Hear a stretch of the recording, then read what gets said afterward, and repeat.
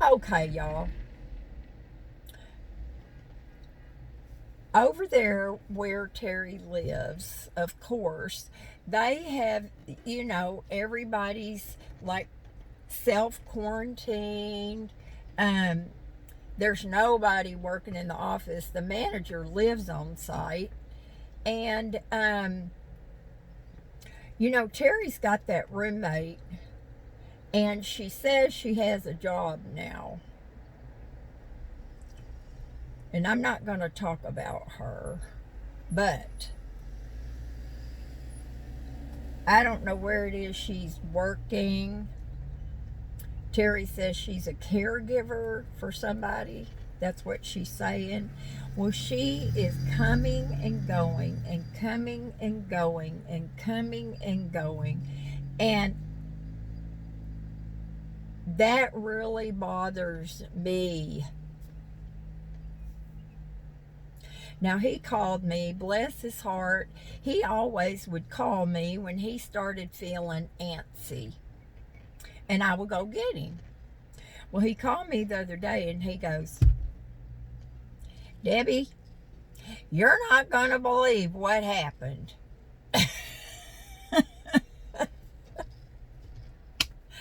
I'm like, what, Terry?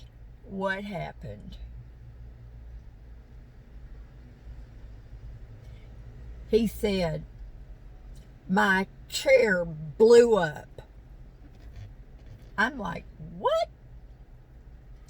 My chair blew up. I said, Terry, chairs don't blow up. He goes, well, you know what I mean. It broke. Now, y'all probably, some of y'all remember that we went shopping quite a while back for Terry a recliner. And I talked him into getting one of those, they they help you up, because he really needed it and he didn't want it, but somehow I was able to talk him into it. And he paid about $1,000 for that chair. It was 900 and something. I don't know. I said, well, Terry, that's awful. And he goes, well, I turned it over and I think I know what's wrong with it, but I can't fix it. I said, Terry, don't touch it. Get your paperwork out and see if it's still under warranty. Because if you poke around on that chair, your warranty's not going to be any good. Well, I don't know where that paperwork is. I think I threw it away. I said, Terry, you wouldn't have thrown that away. It's hard sometimes to deal with Mr. Terry because he will lie to me. And I know he's lying just to keep from, and I don't mean this in a bad way, but to keep from getting in trouble. Because yes, I do get on to him about stuff. I got on to him about buying that stupid truck he bought. That's why he bought it without telling me first. I try to protect my friend from himself. He buys stuff all the time and then he doesn't use it. And I try to get him to return it. He won't do it. So I do my best to try to protect him from himself. The last time he wanted me to order him something on Amazon, I told him no. I said no. He wanted that big umbrella. Does he ever use it? No. But anyway, he said, well, I know I don't have that paperwork. And I said, well, Terry, just look for it. And when you find it, I will call them. In fact, you can tell me the date that we got it, and we'll know whether or not your year warranty is still valid. And, all right. I knew he just didn't want to look. So then he calls me back. I couldn't find it. I knew I threw it away. If I went over there and went through his paperwork, I would just about bet you that I could find it. Now, I am thinking that it has been longer than a year since we went and got that chair. And I could not remember, I can't remember the store because we went in like, I think we went in 3 different stores looking at recliners and sitting in recliners, and it was finally the 3rd store that I was able to talk him into one of the ejector chairs. So I couldn't even call to find out about the warranty. He couldn't remember what store we got it at either. So that's something that's going to have to be dealt with, and that's not something he can order like off of Amazon. I mean, you have to sit in it to know whether it's going to be comfortable or not. We know I screwed that up with my love seat. But anyway, so there's that. Then he calls me one day and he wants to come over, and I said, no, you're not coming over. I'm not going over there. We're not going to do that. I'm sorry, Terry, but we just cannot do that. You are 83 years old. But I know he's got cabin fever, and he always comes to my house to, just to get out and have lunch and visit, and Mariah poops in Hazel's yard, and we have a good time. All right, okay. I said, as soon as we're able to, I will come and get you. And you can stay until I make you sick, and you're begging me to take you home. So he just laughed. Then he calls me yesterday evening.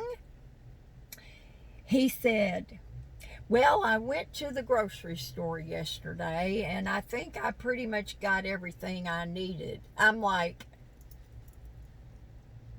what? Now, I have offered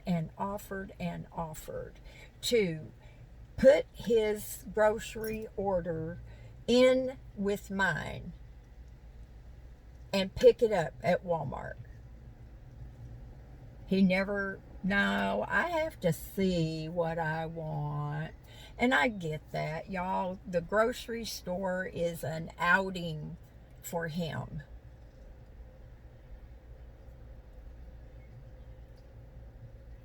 I said, Terry, I know that it was not really necessary for you to go to that grocery store yesterday.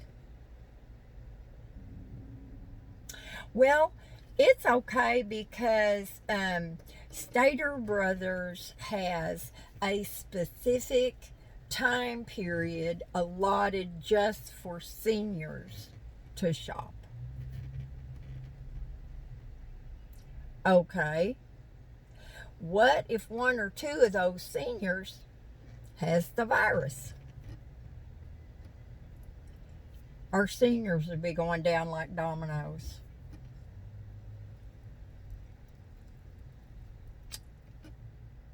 So anyway, y'all, there's some things that you just cannot control.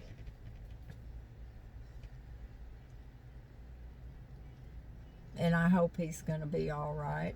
And I hope all those seniors that are going to that allotted shopping time are going to be okay. Y'all let me know what you think about that, because I have heard of that before he even told me that some stores, I think even Walmart is doing that.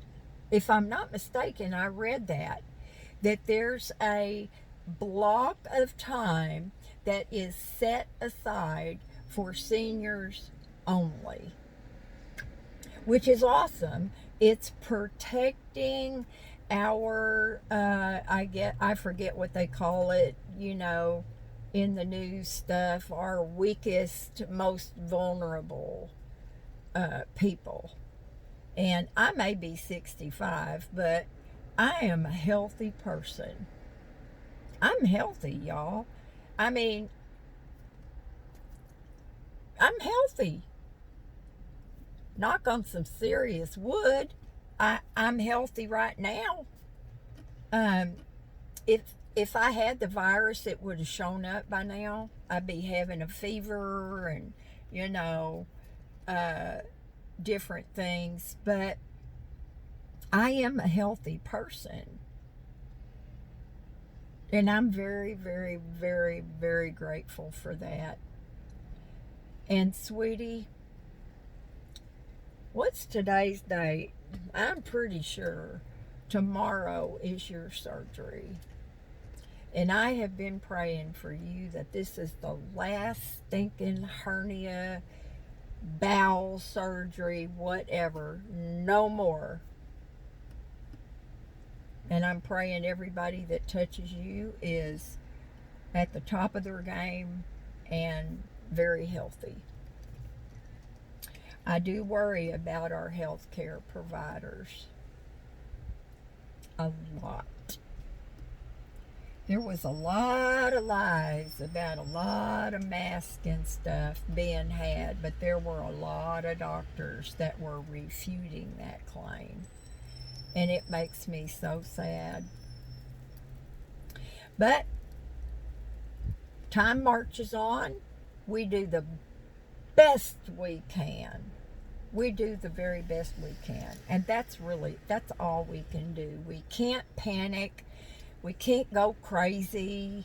It never hurts to berate somebody for them doing what you think is not correct. But we just have to think about the good that we have, the positive things in our lives.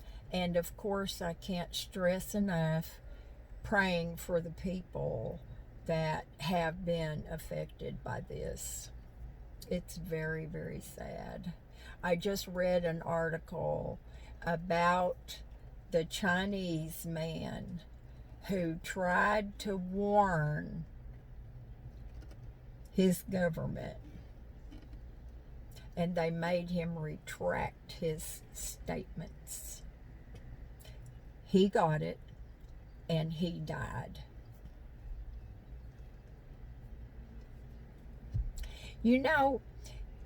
Shut up, Debrajoy. I'm in my van, y'all. I'm outside. We're out. We're about. I'm not affecting anybody sitting in my van, and they're not affecting me or infecting me. And I have my beautiful, can y'all see? Oh, you can't see. This way. Where is she? Oh, y'all, I can't even show her. But y'all know I have a beautiful angel hanging in here. I wish that I could get with it on the inside of my house.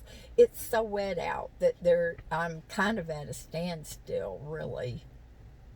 I can't pot anything in the ground, really. It's just mud. And yeah. So I really need to get on the inside of my house, and y'all will just die when you see my drawers. Ugh, ridiculous. The things that we hang on to, that we think we're going to use, that we never will. So y'all, I challenge you, clean out a drawer. I love y'all. Do something fun today, and I'll talk to you later. Hopefully not with the same shirt on, because that'll mean, I don't know what, a half a dozen in one day. I need to bake something, but There's only me to eat it. I ate a whole batch of cookies by myself.